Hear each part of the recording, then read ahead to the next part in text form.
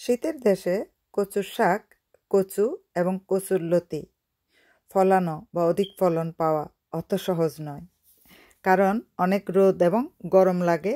এই যদি আপনি যে কোনো ধরনের কচু গাছ উৎপাদন করতে চান, তো কচু গাছ উৎপাদন করা যদিও সহজ না, তারপর আমরা বাঙালি যেখানেই যাই সেখানে কিছু করে নিই। এই যে দেখতে পাচ্ছেন বালতিতে আমি কি দিয়ে রেখেছি, এখানে সব ধরনের সবজির খোসা আর ফলের খোসা বা বাজার থেকে ফল কিনে এনে যেগুলা মানে বিক্রি হয় শেষের দিকে, যে খাওয়া যায় না, এগুলো এনে কেটে কুটে আমি বালতিতে দিয়ে রাখি, দিয়ে ঢাকনা দিয়ে ফেলে রাখি। ওখানে পানি দিই, আমি সপ্তাহে 2 দিন বা 3 দিন পানি দিয়ে দিই বালতিটা ভর্তি করে। ওখান থেকে পানি টেনে এনে এই কচু গাছের গোড়াগুলো এখানে একদম প্রত্যেক দিন পানি দিতে হয় না, দরকারও হয় না, যেহেতু বালতিতে আমি এখানে কম্পোস্টের সাথে বা লিকুইড সারের সাথে পানি মিশিয়ে দিয়ে রেখেছি।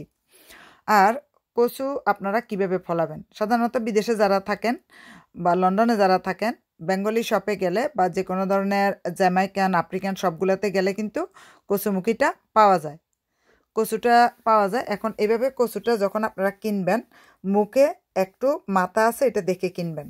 এই যে এরকম হালকা একটু মাথা বের হয়ে গেছে এরকম কিনবেন, এটা সবুজ হোক বা না হোক। তারপরে আপনি পলিথিন বেঁধে রেখে দিবেন 2-3 সপ্তাহ ঘরের মধ্যে রেখে দিলে এটা গজিয়ে উঠবে। যে আমি পলিথিন বেঁধে রেখে দিয়েছিলাম, পলিথিনে রাখার ফলে এটা দেখবেন একটু বড় হয়ে মুখটা বের হয়ে এসেছে। এখন অনেকে দেখা যায় এখানে যে শিকড় গজিয়ে যায়, এটা আরও 2 সপ্তাহ রাখলে শিকড় গজিয়ে যেত, অন্ধকারে রাখতে হয়, পলিথিনে বেঁধে অন্ধকার করে রেখে দিতে হয়। তো শিকড় যখন গজিয়ে যাবে আপনি পিছন থেকে চাইলে কচুর ছড়া একটু কেটে খেয়েও ফেলতে পারেন। তো আমি সেটা করিনি, আমি গোটা গোটা কচুর ছড়াটাই লাগিয়ে দিব। এখন আমি বিভিন্ন গাছের গোড়াতে 1-2টা করে এই ছড়াগুলো লাগিয়ে দিচ্ছি। আপনারা দেখতে পাচ্ছেন আমি গর্ত করে নিচ্ছি। এভাবে যে মাথাটা উপরের দিকে উঠে এসেছে সেটা উপরে রেখে মাটি দিয়ে কচুর ছড়াটা ঢেকে দিবেন, যেন যে শিকড়গুলা কচুর ছড়ার যে শিকড়গুলো আছে শিকড়গুলা যেন মাটির দিয়ে ঢেকে দেয়া যায়। তাহলে হবে কি, হালকা যখন একটু পানি দিবেন, তবে প্রথমে লাগানোর পরে যেটা দিবেন চাল ধোয়া পানি দিবেন। কারণ আমি সাধারণত অ্যালটমেন্টে দেওয়ার আগে বাড়িতেই লাগিয়ে নিয়ে থাকি, অথবা আপনি টপে বা এরকম বক্সে আপনি মাটি দিয়ে এভাবে ঢাকনা দিয়ে রেখে দিবেন। আমি এখানে অনেকগুলো নিয়েছি, 10-12টা। তো 10-12টা নেওয়ার পরে এগুলো বেশি দিন লাগে না, গড়ে যদি আপনি 2 সপ্তাহ অন্ধকারের মধ্যে রেখে দেন তাহলে এরকম গজিয়ে যায় শিকড় সহ, দেখতেই পাচ্ছেন। এরপরে মাটির নিচে দিলে 2 সপ্তাহ লাগবে, এটা গাছ হয়ে যাবে, গাছ গজিয়ে যাবে। তো আপনাদেরকে আমি পার্ট বা পার্ট দেখানোর জন্য কিন্তু আরও কিছু কচুর গাছ আমি লাগিয়ে নিচ্ছি। এগুলা গত বছর যেগুলো লাগিয়েছিলাম সেগুলো থেকে কয়েকবার অলরেডি কচু পাতা খাওয়া হয়ে গিয়েছে।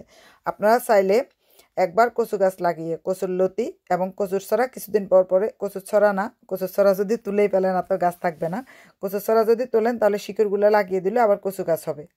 আর লতির যেগুলা আপনার লতিতে যেগুলোতে আপনার শিকড় থাকে ওই লতিগুলো কেটে যদি বসিয়ে দেন তাহলে আপনার কচুর গাছ হবে। আর এভাবে দেখেন আরও কয়েকটা আছে, আমি এদিকে লাগিয়ে দিচ্ছি। এখানে কুমড়া গাছ আছে, আমার বেগুন গাছ আছে। আমি আবার দেখেন এখানে শুধু কুমড়া বেগুন গাছ না, বিটরুট গাছও আছে, কারণ এগুলো আমি সরিয়ে নিব, এক একটা চারা এক এক জায়গায় সরিয়ে নিব, অ্যালটমেন্টে যাওয়ার সময় নিয়ে গিয়ে এখান থেকে আমি দিয়ে দিব। তো এখন আমি এখানে দেখেন কচুর ছড়া, এই যে শিকড় গোজানো, এভাবে দিয়ে দিচ্ছি, দিয়ে এখানে আমি আবার মাটি দিয়ে ঢাকনা দিয়ে দিব। এই যে মাটিগুলো একটু ভিজে ভিজে আছে, তারপর আমি হালকা পরিমাণ পানি দিয়ে দিব। মাটি ভিজে ভিজে থাকলে সময় লাগে না। এরপর আমি কি দিয়ে দিচ্ছি দেখেন, যেগুলা সুপার ফসফেট যেটা বাজারে কিনতে পাওয়া যায় সেটা পানির সাথে আমি মিশিয়ে নিচ্ছি 1 মুঠ। এটা সাধারণত আলু এবং মানে বিটরুট বা মাটির নিচে যে সবজিগুলো হয় সেই সবজিগুলোর জন্যই কিন্তু এই কম্পোস্টটা কিনতে পাওয়া যায় বা এই পুষ্টিটা কিনতে পাওয়া যায়। এটা সাধারণত যে লন্ডনে BMQতে পাওয়া যায়। আমি এখানে 2 লিটার পানির সাথে 1 মুঠ পরিমাণ এই গুঁড়াটা মিশিয়ে ভালোভাবে এইভাবে কচুর ছড়া যেখানে লাগিয়েছি এভাবে দিয়ে দিব।